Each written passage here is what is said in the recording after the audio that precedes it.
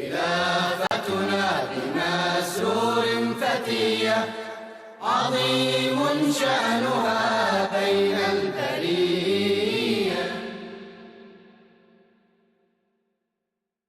Assalamu alaikum wa rahmatullahi wa barakatuhu, and welcome to another episode of Beacon of Guidance. This series is a compilation of questions and answers given by Hazrat Mirza Ayyadahullah Ta'ala bin Nasrihil Aziz. These are from various virtual mulaqats from Ahmadis all over the world. Let's now start our program with the very first question. Hazrat Khalifatul-Masih V Ayyadahullah Ta'ala bin Nasrihil Aziz blessed a virtual class with the press and media of Gambia on the 22nd of May 2021. Beloved Hazur was asked whether Muslim leaders have made any efforts to unite all Muslims in the world together. Let's take a look at Hazur's answer. I would like to ask a question based on the answer that you give. Muslim worlds are not united, and we all know unification is power. But all the Islamic leaders always preach about Muslims are not united. They, like you earlier mentioned, they always go for their own interest.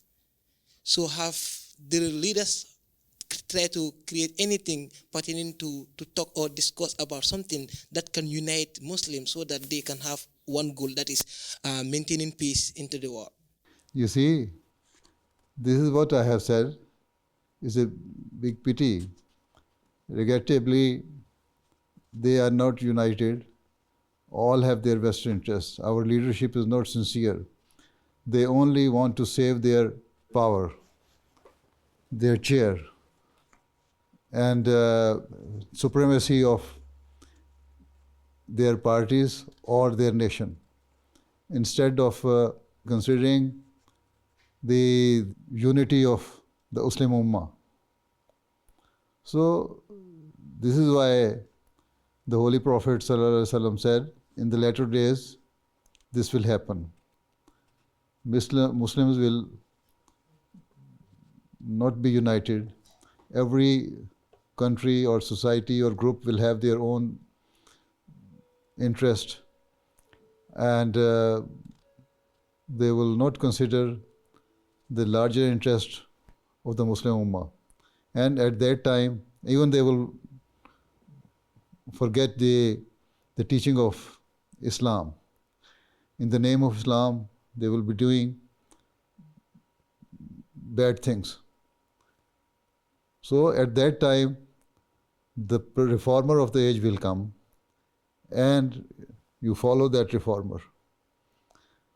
If you follow that reformer, he will give you the true teaching of Islam and get you united.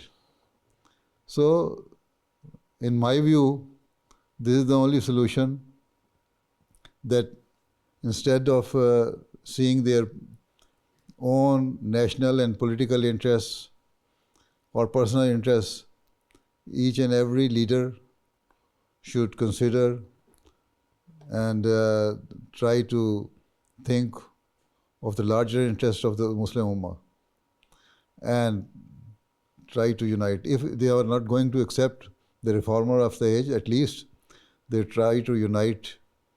And you see, there is an organization of Islamic countries, but that has failed.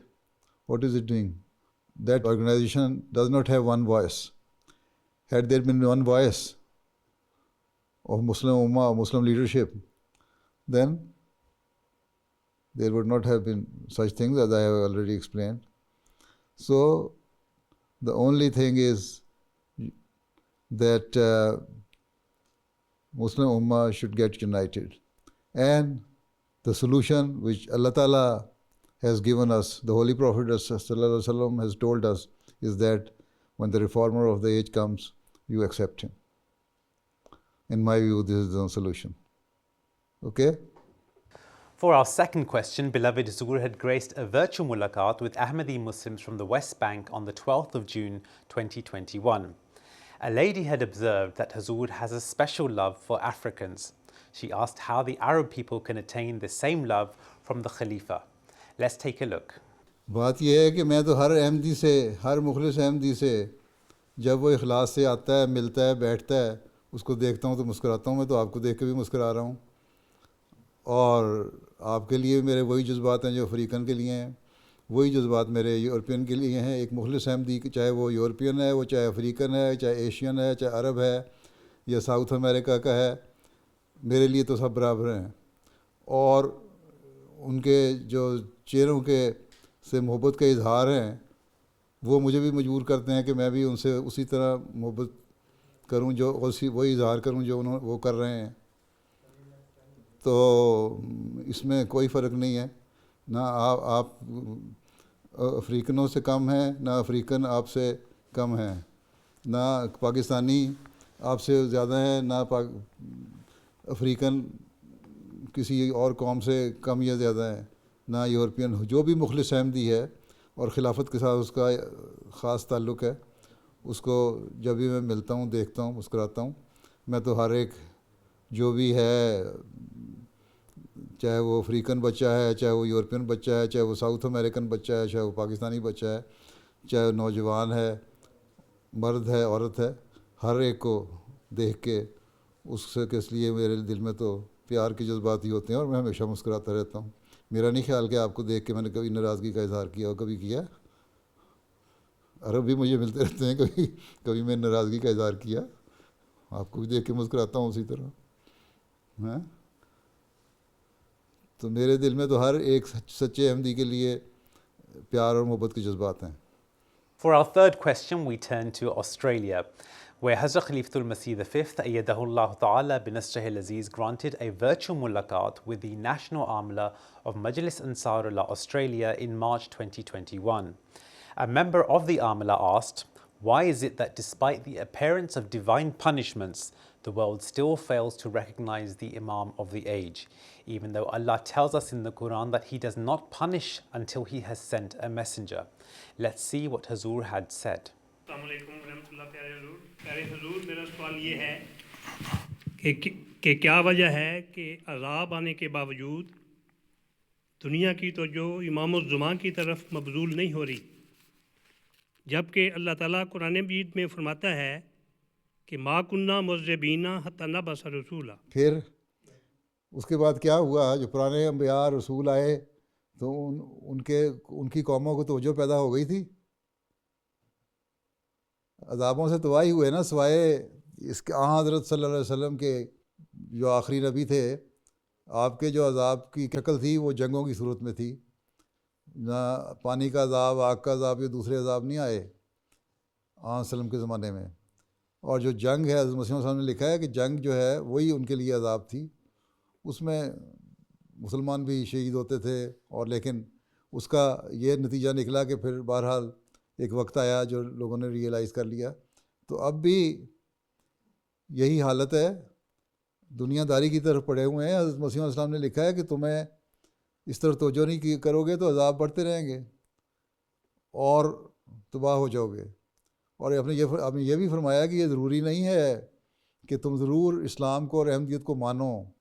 ٹلنے کے لیے اگر اللہ تعالیٰ کا حق اور بندوں کے حق ادا کرنے شروع کر دو، اور جو لغویات اور فضولیات اور گناہ ہیں ان سے بچنا شروع کر دو، تو تب بھی اللہ تعالیٰ کی رحمت حرکت میں آئے گی اور تم لوگ عذابوں سے بچ جاؤ گے. تو دنیا اس وقت مادیت میں ڈوبی ہوئی ہے، وہ ریئلائز ہی نہیں کرتی کہ یہ سب کچھ کس وجہ سے ہو رہا ہے. باوجود اس کے ہم تنبیہ بھی کرتے رہتے ہیں.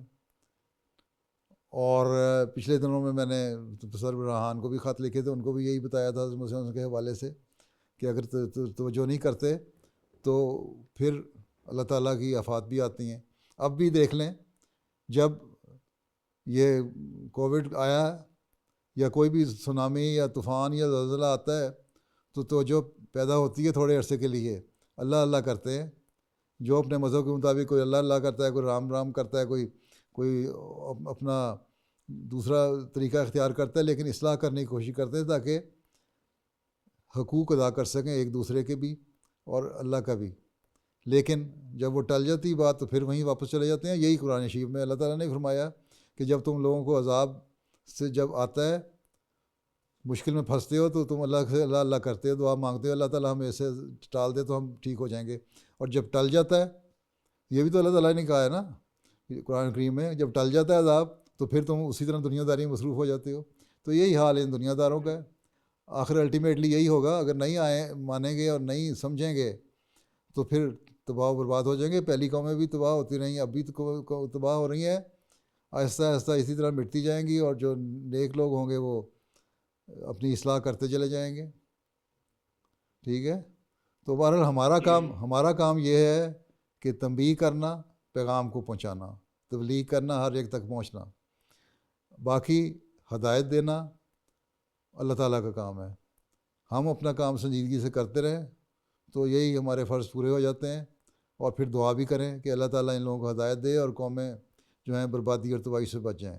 یہ ہمارا کام ہے اور یہی ہم نے کرتے چلے جانا ہے جب تک کہ دنیا قائم ہے. ٹھیک ہے.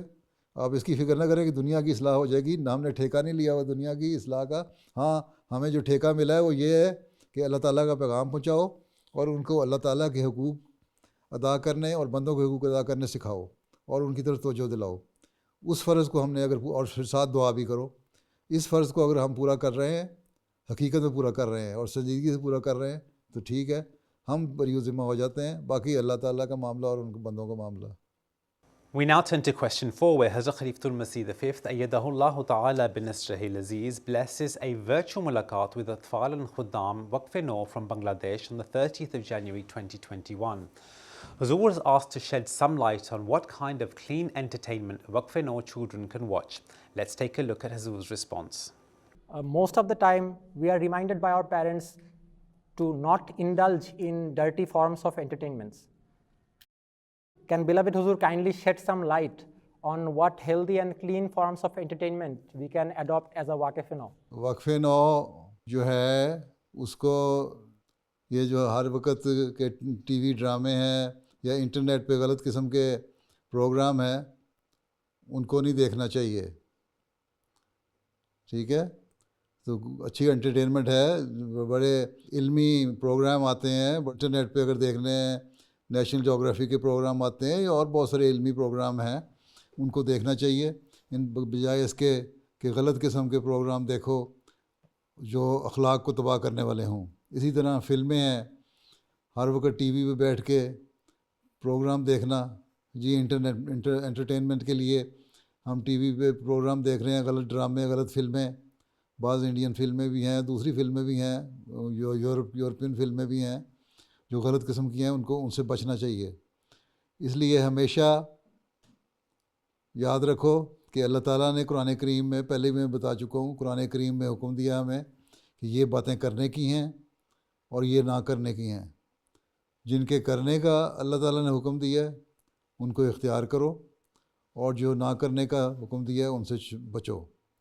اور اللہ تعالیٰ نے قرآن کریم میں یہ بھی فرمایا کہ نماز جو ہے وہ فحشاء سے بچاتی ہے.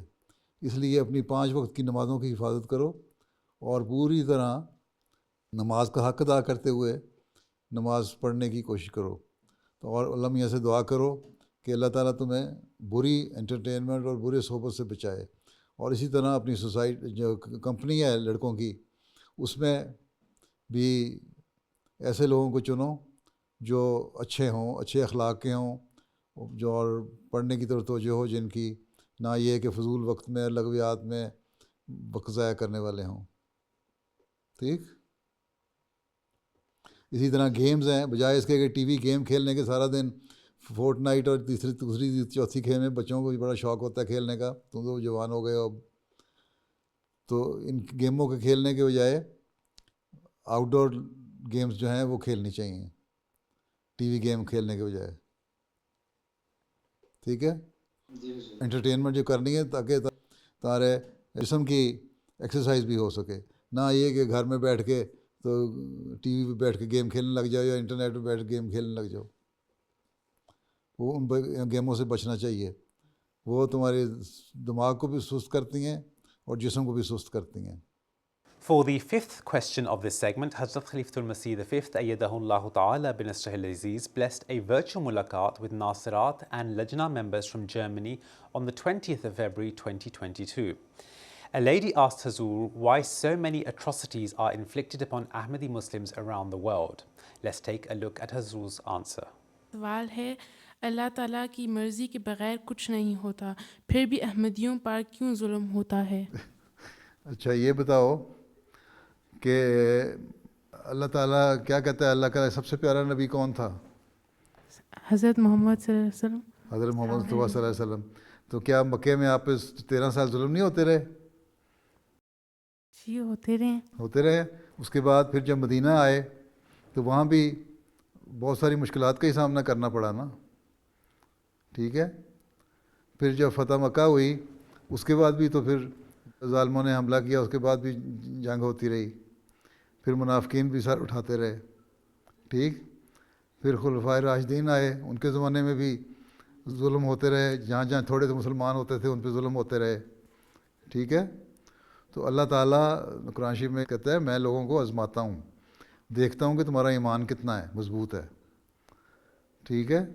تمہارے پہ جو ظلم ہوتا ہے، زیادتی ہوتی ہے، اور تم پھر بھی اللہ تعالیٰ کو نہیں بھولتے اور لوگوں سے نہیں ڈرتے اور صرف اللہ کا خوف رکھتے ہو دل میں، تو پھر اللہ تعالیٰ تمہیں ریوارڈ دیتا ہے. یہ دنیا جو ہے یہاں بھی دے دیتا ہے اور اگلے جہان میں بھی ریوارڈ دیتا ہے. اب دیکھو تم لوگ یہاں بیٹھے ہوئے ہو، تمہارے والدین پہ، ماں باپ پہ اگر ظلم ہوئے پاکستان میں تو وہاں سے آ گئے، وہاں اگر ظلم برداشت کر کے آئے اور اپنی دولت یا روپیہ لٹا کے آئے اور تم لوگوں کو نقصان پہنچایا گیا، کاروبار جلائے گئے، تو یہاں آ کے اللہ تعالیٰ نے اور بے شمار دے دیا، اس سے بڑھ کے دے دیا. ٹھیک ہے. ظلم کرنے والے ایک وزیر اعظم نے کہا کہ میں احمدیوں کے ہاتھوں میں کشکول پکڑا دوں گا. ٹھیک ہے. بھیک مانگیں گے، پیالہ لے کے لوگوں سے پیسے مانگا کریں گے احمدی، آج کل بڑے کرتے ہیں، ایسا ان کا حال کروں گا. وہ حال کیا ہوا، اس کو تو اللہ تعالیٰ نے مار دیا اور اس کے اپنے جرنیل نے اس کو پھانسی لٹکا دیا. ٹھیک ہے. اور احمدی جن کے ہاتھوں میں کشکول پکڑانا تھا آج دنیا میں پھیلے ہوئے ہیں، اور اللہ کے فضل سے جماعت ترقی بھی کر رہی ہے، اور ہر جگہ ہم مسجدیں بھی بنا رہے ہیں، مشن بھی بنا رہے ہیں، تبلیغ بھی کر رہے ہیں، اور ذاتی طور پہ بھی احمدی بہتر حالات میں ہو رہے ہیں. تو اللہ تعالیٰ آزماتا ہے دیکھنے کے لیے تمہارے اندر کتنا ایمان ہے. تو ظالموں کو تو اس ظلم کا سزا دے دیتا ہے، ساتھ تم لوگوں کو بھی آزماتا ہے اور دیکھتا ہے، اور اس دنیا میں بھی جزا دیتا ہے اور اگلے جہان میں بھی جزا دیتا ہے. ٹھیک ہے. اور یہ ہمیشہ ہر نبی کے ساتھ آیا، ہر نبی پہ ظلم ہوا، ہر نبی کی جماعت پہ ظلم ہوا، لیکن اللہ تعالیٰ آخر میں ان کو بچا لیتا ہے اور ان کو کامیاب کرتا ہے. For the sixth question of this segment, Hazrat Khalifatul-Masih V blessed a virtual mulaqat with Atfal from the USA on the 13th of March 2022. Atifal asked, how can we maintain a balance in our religious values? Let's take a look. Biyade Azur, how should we balance our religious values while also maintaining close and healthy relationships with our peers in our society? You see, I cannot believe this, that 100% of the students are involved in all the bad things, drunks and drinks and this and that. There are quite a number of non-Muslim students even who are of good nature. So you should see that your fellow student, if they are good in their studies, then you can make some friendship with them or discuss your subjects with them with regards to your studies. But if they say, yes, let's go to the club or have some small little drink, then you say, no, being a Muslim, I don't want it. If they ask you to involve some bad things, making a bad relationship with the opposite sex or anything evil, then you say, no, being a Muslim, I try to save myself from these things. But as far as your studies are concerned, you can make them friends. You can be in their company, in their lecture rooms, in your library, in your common room, in common discussion, in your playground. Yes, you should be so powerful with regards to your character that they should not influence you. Rather, it should be other way around. You should influence them so that by seeing you, they leave their bad habits. they stop drinking. You can tell them, these are the drawbacks of drinking. This is why our religion says we should not drink. And there are some other moral evils. Then you can tell them, okay, we should not do it. So, this is your duty now, that being a true Muslim, I'm the Muslim student, you should tell them that we should try to refrain from all these things. Instead of you to get under influence of those people, you should rather influence them and bring them under your influence so that they change themselves. So, you have been created to reform the world, not to indulge yourself in the worldly things. So, it needs some determination. Determination plus you pray to Allah Ta'ala, that Allah Ta'ala help you so that you are saved from all these evils of the society. Okay? But never try to fight with any student. This is why in the Holy Quran Allah Ta'ala says that in your company you would see different type of people of different nature and different habits. When they are doing something wrong, just say Islam and leave that company. When they discuss something else, they are doing good things, then come and join them. This is the directive given in the Holy Quran. That say, okay, peace, now you are involved in something wrong, so Islam, peace be on you. I still pray that Allah Ta'ala save you from this, and I am going. When you will come to normal condition, I will come back. Okay? Right. We now move on to the second segment of this program, looking at answers given by Hazrat Khalifatul-Masih V, ayyadahu ta'ala bin Nasrihil Aziz, to questions received by Ahmadis from around the world. These questions and answers have been taken from the Al-Hakam's Answers to Everyday Questions column. For our first letter, a person from Germany sent a copy of the letter he had written to Nazim Darul Qazar, Germany, to Hazrat Amirul Mu'mineen, Khalifatul-Masih V, ayyadahu ta'ala bin Nasrihil Aziz.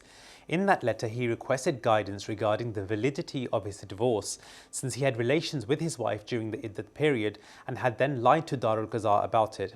He asked whether, in view of these circumstances, the confirmation letter from Darul Qazar regarding his talaq was valid, or whether he had to repeat the entire process he wanted to still divorce. Hazrat Anwar, in his letter dated the 29th of October 2021, gave the following reply to this question. Based on the circumstances you have described, your talaq during the iddah period, of which a conjugal relationship was established between you and your wife, was not effective. Thus, the verdict of talaq that has been passed by Darul Qazar with regards to you and your wife is not valid. This is so because you misrepresented the truth before Darul Qazar. Nevertheless, you have used one out of the 3 opportunities for talaq given to the husband by Islam. Moreover, since a conjugal relationship was established between you and your wife during the iddah period, after that talaq, this act would be considered your ruju from talaq, i.e. reconciliation. Now, if you wish to divorce your wife again, it would be considered the second pronouncement of talaq on your part. The iddah period after it will be 3 menstrual cycles, or if she does not menstruate, then it will be a period of 3 months. Moreover, if your wife is pregnant, the iddah period will last until the delivery. After this period of iddah, provided that you do not reconcile, i.e. ruju, with your wife, the divorce between you and your wife will become effective. May Allah the Exalted have mercy on you and grant you both, husband and wife, the ability to follow all the commandments of Islam, while keeping in mind truthfulness and the fear of God. Ameen. For the final letter for today's program, a doctor from Egypt wrote to Hazrat Amirul Mu'mineen, Khalifatul-Masih V, ayyadahu ta'ala, and asked whether an engineer was permitted to work in a bank or in an engineering firm owned by a bank, since such employment inadvertently helped the interest and alcohol markets. Hazrat Anwar, in his letter dated the 18th of October 2021, provided the following guidance on this issue. The banking system has become an integral part of almost every worldly business nowadays. And most of the world's banking systems have some element of interest in them, which then becomes part of those businesses as well. That is why the following statement of the promised Messiah ﷺ the Hakam and Adl of this age, is fundamental to understanding this phenomenon. Hazur alayhi salatu wasalam states, in recent times, most jurisprudential issues in this country have become convoluted. There is one or the other element of interest, i.e. riba, involved in every trade. This is why renewed ijtihad is needed in this age. Under such circumstances, if a person remains given to a lot of doubt and suspicion, then his life would become unbearable, because some interest money would have been invested somewhere in the companies that do business with the clothes that we wear in our daily lives. Then, with the bread we eat, there will be some involvement of interest money at some stage or another in its business. And if a person wants to abandon all these worldly needs in favor of merely sitting in his house, which is obviously impossible, even then, his house would have been made of bricks, sand and cement, and the companies that make these materials also would have dealt with interest or used interest money in their businesses. Hence, one should not create unnecessary difficulties for oneself by subjecting such matters to extreme scrutiny and falling into suspicion. It is also mentioned in a hadith as narrated by Hazrat Aisha raziyallahu ta'ala anha that أن قوما قالوا يا رسول الله إن قوما يأتوننا باللحم لا ندري أذكر اسم الله عليه أم لا فقال رسول الله صلى الله عليه وسلم سموا الله عليه وكلوه. That a group of people said to Allah's Messenger sallallahu alaihi wasallam, some people bring us meat and we do not know whether they mention Allah's name or not while slaughtering the animal. He said, mention Allah's name, i.e. recite the Basmallah on the meat and eat it. Likewise, the promised Messiah ﷺ was asked whether it is permissible to eat food prepared by Hindus. He stated, the Sharia has made it permissible. The Sharia does not insist on such restrictions. Rather, it places emphasis on قَدْ أَفْلَحَ مَنْ زَكَّاهَا. He indeed truly prospers who purifies it. The Holy Prophet ﷺ would eat items prepared by Armenians, and, in any case, one cannot do without it. During the blessed era of the promised Messiah ﷺ, someone who was employed as a deputy tehsildar, i.e. tax officer, in the irrigation department, inquired from Hazur ﷺ through a letter whether this type of employment was permissible.